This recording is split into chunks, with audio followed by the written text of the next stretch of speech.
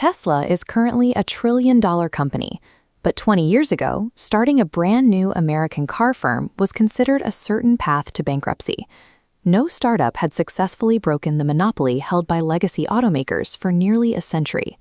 In 2003, engineers Martin Eberhard and Mark Tarpenning saw a specific opening. General Motors had just recalled and destroyed its entire experimental fleet of EV1 electric cars. They founded Tesla Motors to prove that battery power could be used for high-performance vehicles, not just low-speed neighborhood commuters. Elon Musk led the Series A investment in 2004, becoming chairman and taking an active role in product design. Together, they formalized a top-down strategy: build an expensive, low-volume sports car to fund a medium-volume luxury car, which would eventually fund an affordable mass-market vehicle. This staged approach was the only way for a Silicon Valley startup to build enough capital to survive. By starting at the ultra-premium end of the market, they could charge enough of a premium to pay for the massive factory infrastructure required for the later stages. Step 1 was the Roadster. It was a six-figure sports car that proved lithium-ion batteries could deliver 200 miles of range, while matching the acceleration of high-end gasoline competitors. It established a high-performance identity for a technology previously dismissed as a niche environmental experiment. But by 2008, the company was collapsing. Huge cost overruns on the Roadster and the onset of the global financial crisis led to the ousting of Eberhard. Musk stepped in as CEO, but the firm was only days away from running out of cash. Musk liquidated his remaining personal wealth to keep the assembly lines moving until a $465 million Department of Energy loan arrived in 2009. That funding supported the engineering of their next car and the development of commercial powertrain technology. Surviving this period proved the market viability of electric performance. With Roadsters successfully reaching customers, Tesla was able to go public in 2010, securing the $226 million needed to begin the second, more expensive phase of the master plan. In 2012, Tesla released the Model S. This luxury sedan moved the brand beyond boutique sports cars and proved that an electric vehicle could finally function as a primary family car with truly long-range capability. To reach the mass market with Step 3, the Model 3, Tesla needed an exponential increase in manufacturing volume. This chart shows the scale of that requirement. They had to move from producing thousands of cars to hundreds of thousands. They established the Fremont factory in California to test these new mass production techniques. Spanning 5.5 million square feet, it provided the space necessary to house the growing robotic assembly lines required for the Model 3 rollout.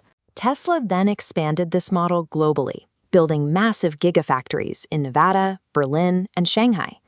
By localizing manufacturing, they could meet regional demand and reduce the costs of shipping vehicles across oceans. The struggle to scale the Model 3 forced the company to refine its robotics to an extreme degree. They realized that the factory itself was their most important product, turning high-speed manufacturing into their primary defense against legacy competitors. Tesla bypassed the traditional franchise dealer network entirely. Instead of selling through third-party middlemen, they opened their own retail showrooms in high-traffic malls, handling every customer interaction and transaction directly. They moved towards extreme vertical integration. While other automakers outsource components, Tesla designs its own motors, writes its software, and refines its lithium. By owning these steps, Tesla captures the profit margins usually lost to outside suppliers, resulting in the industry's highest margins. They applied this same logic to charging. By building a proprietary supercharger network, Tesla created a secondary revenue stream that supports its fleet while locking in consumer loyalty through reliable infrastructure. This ecosystem mirrors the business model of a Silicon Valley tech giant.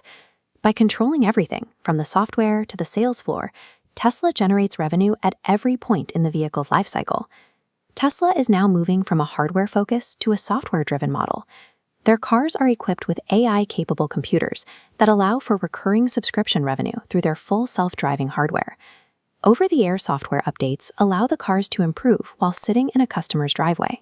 A standard vehicle begins to lose its value immediately, but a Tesla can gain new features and better performance throughout its life. This ecosystem extends into the home. Through the acquisition of SolarCity, Tesla integrated solar panels and Megapack batteries into its product line, aiming to provide a complete energy solution from generation to storage. In this model, the cars function as a gateway to a larger, decentralized energy grid. Tesla's high valuation reflects its evolution into an artificial intelligence and energy storage firm that happens to build transport. The top-down master plan resulted in $1 trillion market capitalization and a place in the S&P 500.